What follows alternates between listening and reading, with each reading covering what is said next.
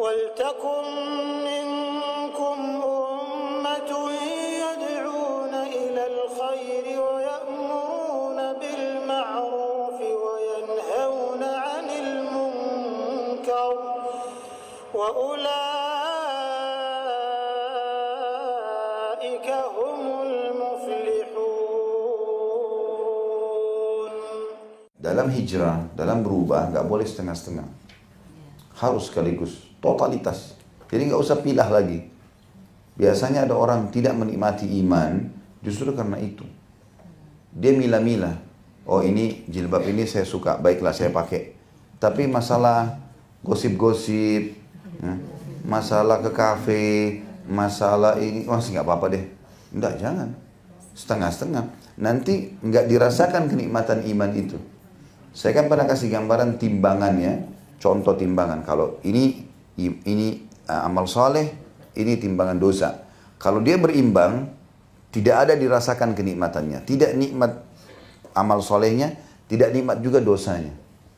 Karena dia masih berimbang. Jadi misalnya, sholat iya, tutup aurat iya, tapi ya makan haram masih suka bohong. Ya. Maka antara amal solehnya sama dosanya masih berimbang. Maka tidak akan pernah dirasakan, makanya sholatnya hanya seperti gerakan saja. Jadi kalau ada di antara bapak ibu yang hadir, misal sholat, kenapa ya saya Ustaz kalau sholat dari takbir sampai salam tidak ada maknanya, cuma sekedar gerakan. Maka itu karena masih ada dosa yang bapak ibu buka. Coba ditutup keran pintu dosa itu. Ibu sendiri dan bapak muhasabah. Sehari-hari apa nih kira-kira yang biasa saya lakukan? Muhasabah saja. Dan coba tutup kerannya. Maka nanti dosa itu akan tertahan, amal solehnya akan naik otomatis. Contoh saya sering kasih gambaran kalau lagi umrah misalnya ya. Kita di sana betul-betul sibuk dengan itu, azan ke masjid ya. Kemudian baca Quran. Terus ada ustadz yang mandu, ada pengajian. Suasananya nggak pernah kita lihat perempuan nggak pakai jilbab, masuk mallnya nggak ada musik. Jadi memang membawa kita amal solehnya naik, dosanya nggak ada. Kalau orang putar TV pun keluarnya Mekah sama Madinah. Ada memang channel lain, tapi biasanya langsung sudah otomatis di hotel itu dipasangkan channel itu. Maka otomatis naik, rate amal soleh kita naik, dosanya bertahan atau bahkan diampuni oleh Allah SWT. Maka ini makin turun, ini makin naik. Terasa kenikmatan itu. Terasa kok rindu akhirat. Ada orang lagi tawaf nangis tiba-tiba. Ya.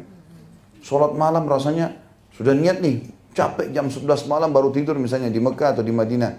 Jam 3 udah bangun. Seger mandi, semangat ke masjid.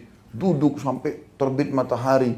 Jadi ini semua karena kita komitmen dengan itu, naik rate-nya. Dan kalau naik rate-nya itu, kita otomatis lebih semangat. Nanti juga Allah bukain banyak sekali pintu-pintu di amal soleh yang sama yang tidak terfikir sebelumnya. Misal, Bapak Ibu biasa berdoa, komitmen, terus berdoa. Antara azan iqamah sepertiga malam, ada kesempatan hujan turun. Waktu mustajab berdoa. Kalau kita rutinkan itu, nanti Allah akan munculkan di hati kita dan di lisan kita doa-doa yang tidak pernah kita baca sebelumnya. Allah bukain sendiri. Mungkin dulu kita tidak pernah terfikir. Kita rutin sedekah. Kita coba rutinkan seminggu, 2 minggu, tiap hari pokoknya sedekah. Apapun itu. Mau 1.000 rupiah, mau 10.000, pokoknya tidak ada hari tanpa sedekah. Buat simbol kehidupan begitu. Coba komitmen 2 minggu deh misalnya. Nanti ada muncul di benak kita ide-ide yang tidak terlintas sebelumnya. Tiba-tiba kita terfikir untuk bantu. Oh ya kenapa ya tetangga saya nggak pegang aja dia. Udah jadi sumber pahala saya. Kasih beras, kasih segala macam. Nanti kalau terus berjalan muncul ide baru, banyak ide baru. Kalau amal itu sudah dikomitmenkan. Jadi tahapan pertamanya itu memang harus kita paksakan ke situ. Beramal soleh kemudian tinggalkan dosa. Nanti rate-nya imannya naik. Setelah itu nanti muncul ide-ide yang lebih mengembangkan lagi kita dalam amal-amal soleh itu.